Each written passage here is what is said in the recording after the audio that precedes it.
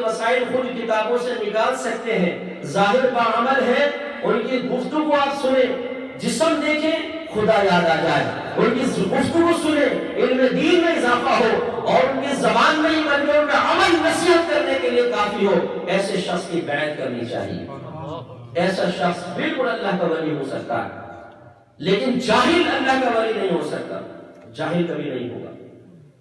اور اللہ کا ولی وہ ہوگا جو کبھی کبیرہ گناہ نہیں کرے گا اور کبھی صغیرہ پر اصرار نہیں کرے گا، کیونکہ نبراس میں یہ لکھا ہے صراحتاً، جب کوئی اگر اللہ کا ولی معاذ اللہ کبیرہ گناہ کر لے، اللہ تبارک و تعالیٰ اس کی ولایت کو سلب فرما لیتا ہے، یا صغیرہ گناہ بار بار کرے تو یہ حدیث ہے کہ صغیرہ گناہ اصرار سے کبیرہ بن جاتے ہیں، اور جب کبیرہ بنیں گے اللہ تعالیٰ اس کی ولایت کو سلب فرما لیتا ہے۔ اس کا مطلب ہے کہ ولی سے بھی گناہ ہو سکتا ہے، اگر وہ کرے گا اس کی ولایت سلب ہو جائے گی۔ تو جو ولی ہو ولایت اس کو ملے گی اس وقت جب صاحب علم ہوگا، صاحب تقویٰ ہوگا، لیکن پھر گناہ کرے تو اللہ تعالیٰ ولایت چھین لے، اور جو شروع سے ہی اللہ کی نافرمانی میں مبتلا ہو اسے کہنا کہ یہ اللہ کا ولی ہے، علم کی توہین ہے کہ نہیں، ولایت کی توہین ہے کہ نہیں؟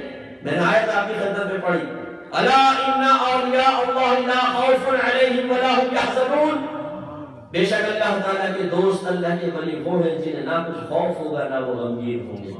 ہم یہیں تک پڑھ کے کہتے ہیں واہ سبحان اللہ، نعرہ تکبیر، نعرہ رسالت، آگے بھی تو اللہ نے کچھ فرمایا ہے الذین آمنوا وکانوا یتقون، کون ہے اللہ کے ولی؟ فرمایا وہ صاحب ایمان ہے، صاحب ایمان وہ ہے جس کا عقیدہ درست ہے، اس کا مطلب انہوں نے اپنے عقائد بالکل درست کیے ہوئے ہیں، وہ صاحب ایمان ہے، خوش عقیدہ ہے، وَكَانُوا يَتَّقُونَ، اور ان کا عمل پرہیزگاری والا ہے، وہ پرہیزگار ہیں، متقی ہیں، اور تقوی پرہیزگاری بغیر علم کے حاصل نہیں ہو سکتی۔ اس کا مطلب ہے ولی خود اللہ نے بیان فرما دیا کہ ولی کے وقت میں شناخت کرنی ہے، میرے دوستوں کو پہچاننا ہے، سب سے پہلے اس کے عقیدے کو دیکھو، عقیدہ بالکل درست ہونا چاہیے، پھر اس کے عمل کو دیکھو کہ وہ صاحب علم بھی ہو، صاحب تقویٰ بھی ہو، پرہیزگار ہو، متقی ہو، ظاہر باشرہ ہو، اعلانیہ طور پہ کوئی گناہ نہ کرتا ہو۔ جب ایسا متقی پاؤ تو اس کے حق میں تم گواہی دے سکتے ہو کہ یہ اللہ کا ولی ہے۔ سبحان اللہ۔ آج ہم نے ولایت کا معیار کیا بنایا ہے؟ اللہ کو قرآن میں ایک اور مقام پہ فرمایا ان اکرمکم عند اللہ اتقاکم، بے شک تم میں سے اللہ تعالیٰ کی بارگاہ میں سب سے زیادہ عزت والا وہ ہے جو سب سے زیادہ متقی پرہیزگار ہے۔ کون کہہ رہا ہے یہ؟ ہمارا رب فرما رہا ہے۔ کون فرما رہا ہے؟ ہمارا رب۔ غلط ہو سکتا ہے؟ نہیں، اللہ تعالیٰ فرماتا ہے میری بارگاہ میں سب سے زیادہ عزت والا وہ ہے جو تم میں سب سے زیادہ پرہیزگار ہو، متقی ہو۔ لیکن ہم نے عزتوں کے معیار علیحدہ بنا لیے۔ ایک اگر پاپا آ جائے، داڑھی صاف ہے، زلفیں کندھے سے نیچے لٹکی ہوئی ہیں، انگلیوں میں انگوٹھیاں چڑھی ہوئی ہیں 12 14 20، گویا کہ ہر انگوٹھی ایک ولایت کا درجہ ظاہر کر رہی ہے، گلے میں مالائیں ڈالی ہوئی ہیں، کوئی بڑا سا جبہ پہنا ہوا ہے، 2-3 ہفتے سے غسل نہیں کیا ہوا بابا جی نے، پتہ نہیں جنابت کا غسل آتا بھی ہے کہ نہیں آتا، ڈنڈا ہاتھ میں پکڑا ہوا، بابا کا نعرہ سنتے ہیں دل ہلنے لگ جاتے ہیں، بہت جوش میں چلان میں 2-4 بچے جمہوری ہوتے ہیں ساتھ میں، ابھی بابا کہیں پہنچ چکا ہے اور بابا آنکھیں بند کر کے بیٹھا ہوا ہے، یہ بابا نماز نہیں پڑھا، بابا مکے میں مدینے میں جا کے نماز پڑھتا ہے، خبردار مجذوب ہے بابا۔ لیکن جب سگریٹ پیتا ہے حالت جذب ختم، چرس پیتا ہے حالت جذب ختم، عورتیں سامنے بٹھا دو حالت جذب ختم، چکن ٹکے لا کے رکھ دو بابا ایک دم عالم ہوش میں کود کے آتا ہے، اور خوب چکن ٹکے کھا کے بھرا خوب کر نعرہ لگا کے پھر آنکھیں بند کر لیتا ہے۔ ہم کہتے ہیں بابا جی کاروبار نہیں چل رہا، اچھا بچہ ادھر آؤ، ایک ڈنڈا مارا، جا تیرا کاروبار چل جائے گا۔ وہ اللہ کے فضل و کرم سے اگر چل لیا، ہم کہتے ہیں بھاڑ میں جائے اس کی بے عملی، بھاڑ میں جائے اس کے اعلانیہ گناہ، وہ جی ڈنڈے والی سرکار نے میرے کندھے پہ ڈنڈا مارا، خدا کی قسم کاروبار دن دن رات چونے ترقی کر رہا ہے، وہ میرا بابا زندہ باد۔ اللہ کوئی معیار بتائے، ہم کہیں یہ ہے معیار، کوئی الائچی والی سرکار بتا دو، کوئی کشمش والی سرکار بتا دو، کوئی سگریٹ والی سرکار بتا دو، جو مجھے بچہ مل جائے، میرا کاروبار ترقی کر جائے، میری جوان بچیوں کی جوان بہنوں کی شادیاں ہو جائے، پھر شریعت کو چھوڑ دو مال اللہ، پھر شریعت کا لحاظ نہ کرو، پھر یہ بابا کامل ہے، ہم گواہی دیتے ہیں کامل۔ اور اگر کامل آدمی سامنے ہو، बामल हो, बादशाह हो, बाइल्म हो। हम कहते हैं बाबा की कोई करामत है, यानी पहले करामत सुनाओगे तो मुतासिर होंगे वरना नहीं।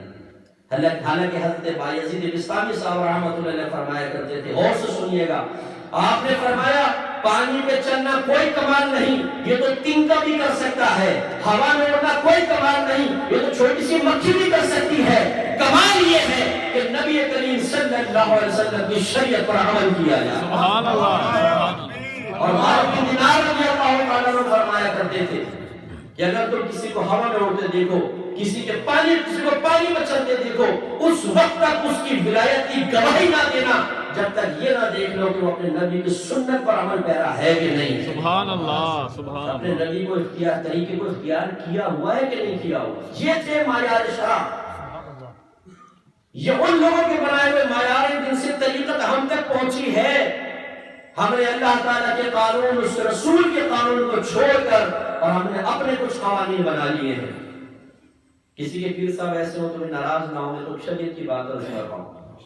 दाढ़ी पीर साहब की होती नहीं, बाद औकात औरतों को सामने बिठाते, हाथ में हाथ लेकर बैठ करते हैं।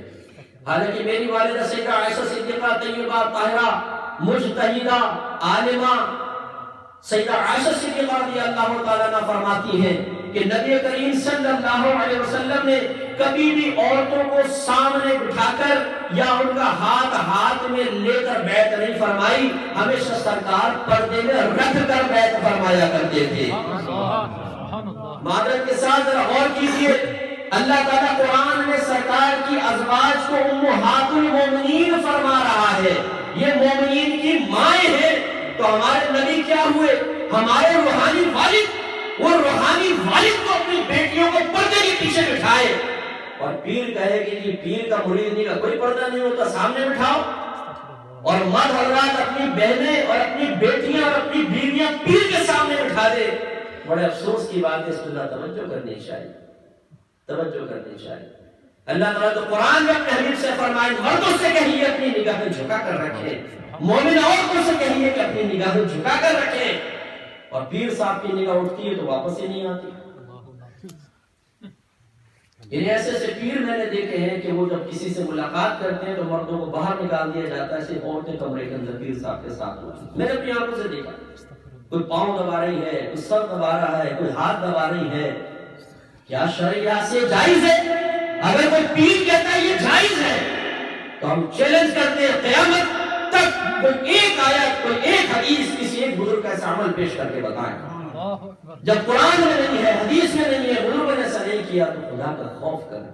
आप दुनिया से रुखसत हो जाएंगे, इसके बाद जो नए लोग आएंगे, दूसरे आएंगे, क्या वो आपके अमल की तकलीद नहीं करेंगे? और ये कहा जाए कि हमने अपने नफ्स को मार लिया है, तो फिर मेरे गौसे पाक की मिसाल देखिए। मेरे गौसे पाक रज़ियल्लाहु ताला अन्हु इबादत और रियादत में मसरूफ हैं। आसमान पे एक नूर नजर आया, आवाज आई, अब्दुल कादिर मैं तेरा रब हूँ, तेरी इबादत और रियादत से इतना खुश हुआ हूँ कि जा मैंने तुझ पे इबादत और नमाजों को मुआफ कर दिया और तेरे लिए हलाल हराम की तमीज मिटा दी है। गौसे पाक रज़ियल्लाहु ताला अन्हु ने अपनी कहर वाली निगाहें उठाई, ला हौला वला कुव्वता इल्ला बिल्लाह पा, वो तमाम नूर एकदम अंधेरे में बदल गया और शैतान सामने आके गिर गया। फरमाया कि बदबख्त, मुझे बहकाता था, कहने लगा कि आज आपको आपके इल्म ने बचा लिया, कामयाब वार किया। हम जैसे कोई हमारी तारीफ कर दे तो फिर हमें ये भी पसंद नहीं होता कि ये कहे कि अल्लाह का फजल करम है। हम कहते हैं पहले चौधरी साहब का कमाल मान लो, फिर अल्लाह के फजल की बात करना। उसने कहा कि आज आपको आपके इल्म ने बचा लिया, और फिर फरमाया नहीं, मेरे इल्म ने नहीं, मुझे मेरे अल्लाह के फजल ने बचाया। सुभान अल्लाह।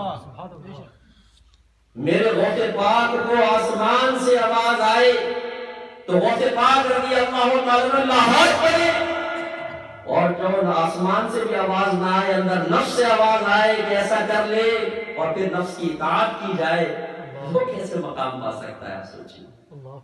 इसलिए अच्छी तरह याद रखें, जिसका दामन थामे सोच समझ के दामन थामे।